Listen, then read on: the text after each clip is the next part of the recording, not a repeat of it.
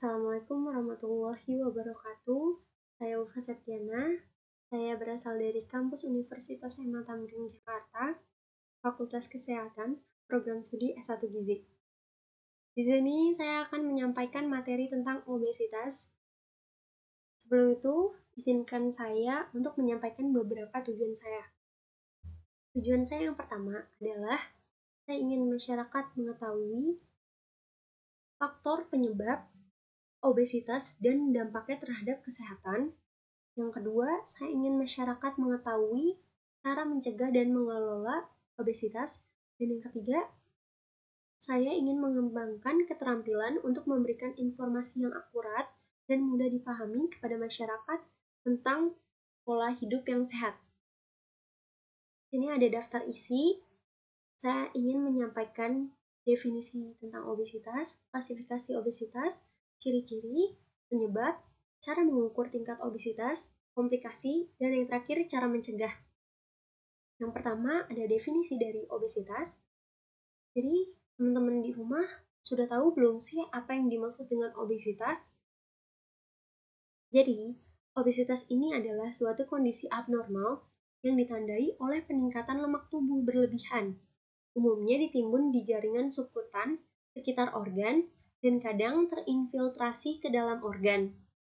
Akumulasi lemak tubuh yang berlebihan dapat mengakibatkan berbagai gangguan kesehatan. Selanjutnya ada kelompok obesitas menurut bentuk badan. Yang pertama ini ada obesitas android. Biasanya badannya itu berbentuk gendut seperti gentong, perutnya memuncit ke depan, dan banyak ditemukan pada pria. Yang kedua ada obesitas genoid. Biasanya banyak ditemukan pada wanita, terutama yang telah masuk masa menopause, yang ditandai dengan panggul dan pantatnya lebih besar. Selanjutnya ada ciri-ciri dari obesitas. Yang pertama, peningkatan lemak pada daerah perut biasanya terjadi pada obesitas sentral atau android. Yang kedua, ada perubahan warna kulit pada lipatan tubuh. Yang ketiga, mengalami kenaikan berat badan. Yang terakhir, penumpukan lemak pada kaki dan tangan, biasanya disebut dengan lipedema. Selanjutnya, terdapat 4 faktor penyebab obesitas. Faktor yang pertama yaitu genetik. Jadi, kalau ada seseorang yang memiliki riwayat obesitas pada keluarganya, maka seseorang tersebut memiliki resiko genetik yang lebih tinggi. Yang kedua, ada kebiasaan makan. Pola makan yang tidak sehat atau tidak seimbang itu termasuk konsumsi makanan seperti tinggi lemak, gula, dan kalori yang tinggi itu juga dapat berkontribusi pada peningkatan berat badan. Dan yang ketiga, di sini ada aktivitas fisik yang kurang. Ayo, di antara kalian siapa nih yang suka bermalas-malasan di kamar atau jarang melakukan aktivitas fisik?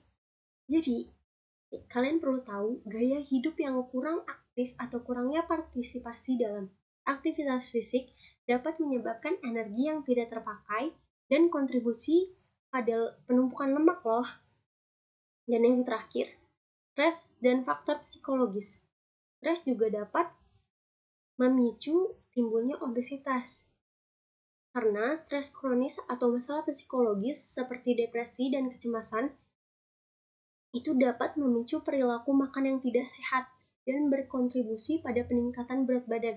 Kita bisa lihat contohnya pada perempuan yang biasanya lagi bad mood, itu pasti cara menaikkan moodnya itu dengan makanan yang manis atau makanan yang tidak sehat seperti seblak kayak gitu. Itu apabila dikonsumsi berlebihan atau dalam jangka waktu yang panjang itu dapat memicu adanya obesitas. Selanjutnya, ada cara mengukur obesitas. Jadi, cara mengukur tingkat obesitas itu dapat ditentukan dengan rumus INT, yaitu berat badan menurut kilogram dibagi dengan tinggi badan menurut meter kuadrat. Nah, setelah kita menghitung hasil perhitungannya itu, kita bisa lihat langsung pada tabel klasifikasi INT. Dan di sini saya memberi contoh kasus pada diri saya. Saat ini berat badan saya 57 kg dan tinggi badan saya 162 cm. Jadi 57 kg dibagi 1,62 meter kuadrat, yaitu hasilnya 21,71. Kita langsung melihat pada tabel 1,1 klasifikasi menurut WHO ya. Jadi 21,71 itu masih tergolong pada klasifikasi berat badan normal.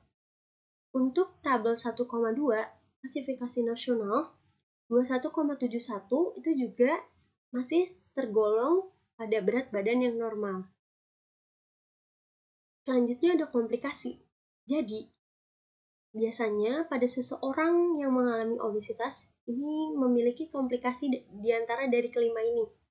Yang pertama ada diabetes mellitus, asam urat, penyakit jantung dan pembuluh darah, menurunkan kesuburan reproduksi, dan penyakit batu empedu. Jadi, gimana sih cara mencegah obesitas itu?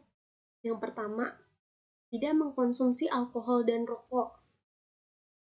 Setelah itu, mengatur pola makan dengan cara mengkonsumsi makanan yang bervariasi, serta perbanyak serat dan karbohidrat kompleks, dibarengi dengan rutin beraktivitas fisik dan mengurangi konsumsi gula, garam, dan lemak. Sekian yang bisa saya sampaikan, semoga dapat bermanfaat. Kurang lebihnya mohon dimaafkan. Wassalamualaikum warahmatullahi wabarakatuh.